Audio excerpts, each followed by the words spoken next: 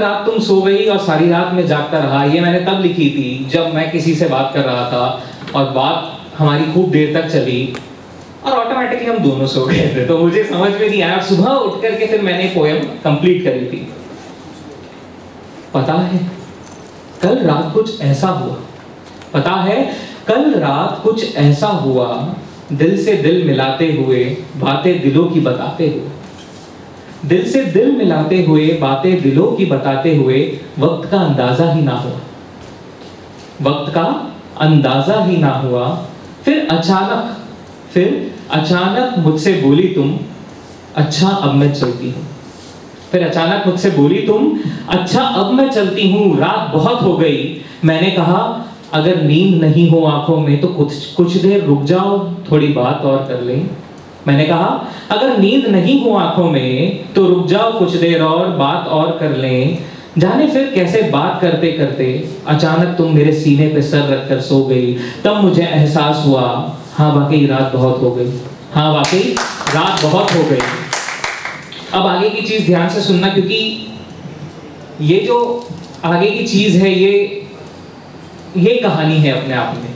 अब क्या होता है, अब जो होगा उसे आप ध्यान से बिल्कुल सोचेंगे। एक एक चीज मेरी जो पोएम है वो इमेजिनरी बेसिस पे रहती है। अगर वो पिक्चर आ जाएगी तो आप समझ जाएंगे कि मैं कविता के जज्बात को कहाँ लेकर के जा रहा हूँ। तब मुझे एहसास हुआ कि हाँ वाकई रात बहुत हो गई। मैंने तुम्हें ठीक से बिस्तर पर लेटाया, कंबल उड़ाया। मैंने तुम्हें ठीक से बिस्तर पर लेटाया, कंबल उड़ाया। ठंड थी कल बहुत, तुम्हारे नजदीक मैंने अलाव जलाया। ठंड थी कल बहुत, तुम्हारे नजदीक मैंने अलाव जलाया। उसकी मध्यम रोशनी में तुमको देखा, तुम्हारी जुल्फों की लटों ने ढक रखा था चेहरा तुम्हारा। उसकी मध्यम रोशनी में तुमको देखा, तुम्हारी जुल्फों की लटों ने ढक रखा था चेहरा तुम्हारा। हौले से उन्हें कान पर टिका, मैंने हद में रहना सिखाया।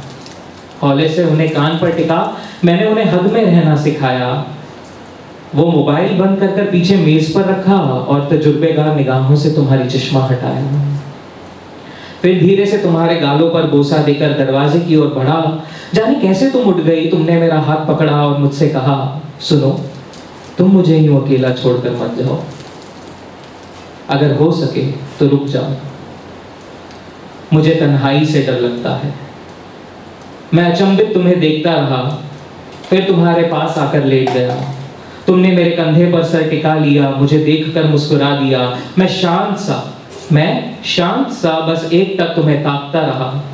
पता है फिर तुम सो गई और सारी रात में जागता रहा, सारी रात में जागता रहा। एक ये कविता थी जो बताती है कि नज़दीकियाँ, करीबी कितनी थी उस रिश्ते के बीच, जो यहाँ इस कविता के थ्रू मैंने आपको बताने की कोशिश करी। और जो अगली कविता मैं पढ़ने जा रहा हूँ ये है जब चीज़ें अक्सर ख़त्म हो जाती हैं, जब सिर्फ यादें रहती हैं, आप किसी तखय्युल में एक मामूल खो जाता है और दर बदर मन उसी गली के चक्कर लगाता है। तब जब शायर कलम उठाता है और अपने कागजों पे लिखता है कुछ वो यादें अब आपके सामने। आज भी कई बार ज़माने से नज़रें चुराकर, आज भी कई बार ज़माने से नज़रें चुराकर, कुछ वक्त खाली पाकर, अपनी तन्हाई साथ लिए मैं जा बैठता हूँ उन सीढ़ियों पर। आज भी ज़माने से नज़रें चुराकर, कुछ वक्त खाली पाकर, अपनी तन्हाई साथ लिए जा बैठता हूँ मैं उन सीढ़ियों पर, अपने स्वेटर की आस्तीन से धुंधले कांच को साफ करते हुए। दरअसल ये जो जितनी भी कविताएं मैंने लिखी हैं, ये वाली जो कविता है जो आज पढ़ रहा हूँ, ये लिखी गई थी नवंबर एंड और दिसंबर के बीच में। तो इसमें आपको एक सर्द मौसम का समा मिलेगा, पहली वाली में भी था और इसमें तो बखूबी है, क्योंकि ये दौर उस समय मेरा कॉलेज का लास्ट ईयर चल रहा था और वो दौर कुछ ऐसा ही चल रहा था कि समझ में नहीं आ रहा था कि कॉलेज के लास्ट ईयर के बाद में हम क्या करेंगे, दोस्त रहेंगे नहीं रहेंगे। अब आप दिमाग वाले हैं, गहराइयाँ आगे बढ़ा लें, तो दोस्त रहेंगे नहीं रहेंगे, हम कहाँ रहेंगे, वो कहाँ रहेंगे, चीज़ें आगे होंगी नहीं होंगी। तो उस समय का ये था।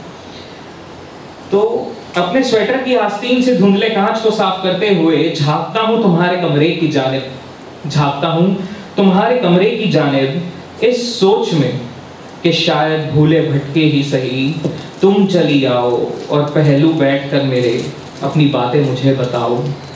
कुछ वक्त तुम्हारा इंतजार करके, कुछ वक्त तुम्हारा इंतजार करके लौट जाता हूं एकांत में मैं, कुछ वक्त तुम्हारा इंतजार करके लौट जाता हूं एकांत में मैं, और आकर अगले दिन पूछता हूं उस अंधेरे से जिससे तुम डरती हो बहुत, कि कल मेरे जाने के बाद वो आई थी क्या, कहो कल तुम आई थी क्या, तुम मुझसे मिलने आई थी क्या।